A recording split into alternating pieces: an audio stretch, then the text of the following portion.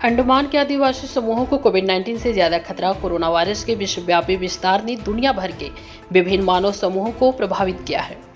Brazil में लोगों पर हालिया अध्ययन में यह बात सामने आई है कि वहां के आदिवासी समूह इस वायरस से बड़े पैमाने पर प्रभावित हुए हैं। ब्राजील के आदिवासी समुदाय में मृत्यु दर दोगुनी थी। किए गए शोधों में सामने आया कि इस महामारी के कारण कई आदिवासी समुदाय विलुप्त होने के कगार पर पहुंच गए हैं। भारत में भी बहुत से आदिवासी समुदाय हैं, जिनमें से कई ऐसे हैं जिनकी कुल जनसंख्या 1000 से भी कम है। अंडमान द्वीप समूह के आदिवासी लोग इनमें प्रमुख हैं। CSIR CCMB हैदराबाद के डॉक्टर कुमारस्वामी थंगराज और BHU वाराणसी के प्रोफेसर ज्ञानेश्वर चौबे के सह नेतृत्व में एक महत्वपूर्ण शोध में देश भर के 13 संस्थानों के 11 वैज्ञानिकों ने भारतीय आबादी का जीनोमिक विश्लेषण किया है और पाया कि कुछ समुदायों के जीनोम में समान प्रकार के DNA सेगमेंट पाए जा रहे हैं, उनको कोविड-19 के प्रति अधिक संवेदनशील बनाती है और ऐसे जीनोम की कोविड-19 से संक्रमित होने की सबसे अधिक संभावना है। यह शोध आज विज्ञान की पत्रिका जीन्स एंड इम्यूनिटी में प्रकाशित हुआ है। प्रमुख वैज्ञानिक डॉक्टर कुमारस्वामी थंगराज अंडमान द्वीप वासियों की उत्पत्ति का पता लगाने के लिए जाने जाते हैं। कहा कि उनके शोध टीम ने 227 समुदायों के 1600 से ज्यादा व्यक्तियों के उच्च रेजोल्यूशन वाले जीनोमिक डेटा में उस DNA की जांच की जो कोविड-19 जोखिम को बढ़ा देता है। टीम ने ओगे और जरावा अंडमान जनजाति में सबसे ज्यादा जोखिम पाया। शोधकर्ताओं की टीम ने NC-E2 जीन का अध्ययन करते हुए कोविड-19 की जोखिम का भी आकलन किया और पाया कि यह म्यूटेशन जारवा और ओंगे में सबसे ज़्यादा पाया गया, जो उनके लिए कोविड-19 के खतरे को बढ़ा देता है। BHU के मॉलिक्यूलर एंथ्रोपोलॉजी के प्रोफेसर ज्ञानेश्वर चौबे ने कहा कि अभी तक इस विषय पर कोविड-19 का प्रभाव किसी भी समुदाय पर कैसे पड़ेगा, इसके बारे में कोई भी पुख्ता जानकारी नहीं थी। इस तरीके के पहले शोध में हमारी टीम ने यह दिखाया है कि जीनोमिक डाटा का इस्तेमाल करते हुए कैसे हम किसी भी समुदाय को कोविड-19 के जोखिम स्तर को पता कर सकते हैं। इस अध्ययन से प्राप्त परिणाम बताते हैं कि हमें आइसोलेटेड आबादी के लिए उच्च प्राथमिकता वाली सुरक्षा और अत्यधिक देखभाल की आवश्यकता है, ताकि हम आधुनिक मानव विकास के कुछ जीवित किंवदंतियों को न खोएं। प्रोफाइनिल के त्रिपाठी निदेशक विज्ञान संस्थान ने कहा।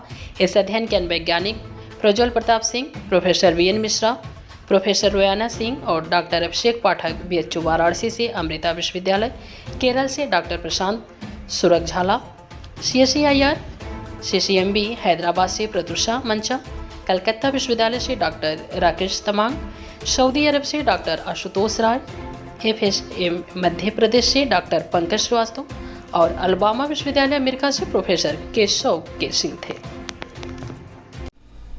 सर, अभी आपके द्वारा रिसर्च किया गया है, किन मायनों में ये रिसर्च से क्या प्राप्त हुआ है कि लोगों को कितने इफेक्टेड होंगे? जी, 13 संस्थानों के 10 वैज्ञानिकों ने पूरे विश्व के मिल करके ये शोध किया है।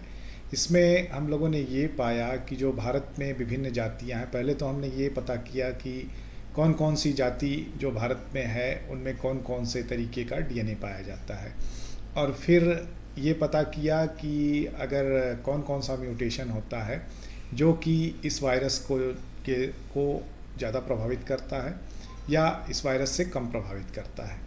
तो हमें ये मिला कि जो अंडमान की जातियां हैं, अंडमान की जातियों पे हमने पहले भी काम किया हुआ था। ये बहुत छोटे छोटे ग्रुप्स हैं, जो लोग बहुत यूनिक ट्राइब हैं अंडमान के।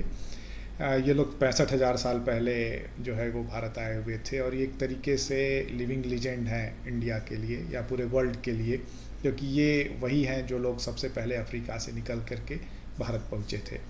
तो इन जातियों में हमने देखा कि जो रिस्क एलील्स है, वो एलील जिनके होने के वजह से, वो म्यूटेशन जिनके होने के वजह से आदमी बहुत ज़्यादा बीमार हो जाएगा कोविड से।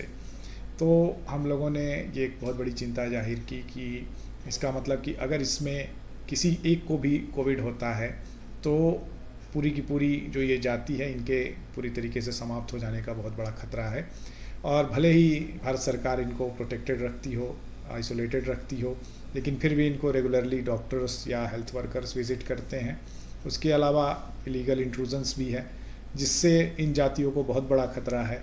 तो हम लोगों ने इस पेपर को लिख करके इसको इंटरनेशनल जर्नल में पब्लिश करा करके इंडियन गवर्नमेंट को ये रिक्वेस्ट किया है कि इनके लिए एक अटमोस्ट केयर लिया जाए, जिससे कि ये जातियाँ बची रहें, क्योंकि ये हमारे लिए एक बहुत बड़ी धरोहर है। ये जो रिसर्च हुआ है, इसके बचाव के लिए सरकार क्या कर सकती है कि इनसे और लोगों में ना फैले या इन्हें भी ना इसका प्रभाव पड़े? जी, इन जातियों को पहले तो अब हमें पता लग गया कि भाई भारत में कौन कौन सी जातियाँ इससे ज़्यादा प्रभावित हो सकती हैं, कौन कौन सी इससे कम हो सकती हैं।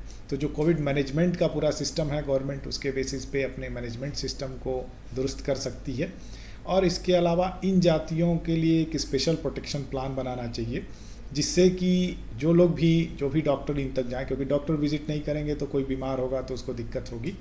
जो भी डॉक्टर इन तक जाएँ उनकी पहले से ही कोविड टेस्टिंग हो, और ऐसे लोगों को कई स्तरों के सुरक्षा चक्र से गुजारना चाहिए, जिससे कि ये लोग वही लोग हों जो सामान्य लोग हों, और ऐसा ना हो कि कोविड का वायरस इन लोगों तक पहुंच जाए। सर, इस रिसर्च में कौन कौन सी टीम शामिल है, कितने दिन लगे इसमें? जी, ये रिसर्च हम लोगों ने पिछले साल दिसंबर में शुरू किया था, और अभी जा कर के ये रिसर्च पब्लिश हुआ, तो लगभग 10 महीने के आसपास लग गया हम लोगों को। और इसमें हमारे जो है लैब से प्रज्वल प्रताप सिंह जी हैं, जो कि पहले ऑथर हैं इसके अलावा डॉक्टर वीएन मिश्रा हैं, जो कि न्यूरोलॉजी विभाग के हैं, डॉक्टर अभिषेक पाठक हैं, प्रोफेसर रोयाना सिंह हैं, जो कि कोविड टेस्टिंग करती हैं, और इंटरनेशनल ग्रुप में प्रोफेसर केशव सिंह हैं, जो कि अलाबामा यूनिवर्सिटी यूएसए में हैं, और जिसको जो मेन कोलैबोरेटर थे वो डॉक्टर थंगराज हैं, जो कि CDFD के डायरेक्टर हैं हैदराबाद के, और उनके ग्रुप के भी कुछ लोग सम्मिलित थे। तो एक बहुत बड़ा ग्रुप था जिसने मिल करके प्रशांत जी भी थे, जो कि केरला के बहुत अच्छे रिसर्चर हैं। तो एक बहुत बड़ा ग्रुप था जिसने मिल करके ये काम किया, और फाइनली जो है हम लोगों ने एक बहुत ही अच्छा पेपर प्रोड्यूस किया है।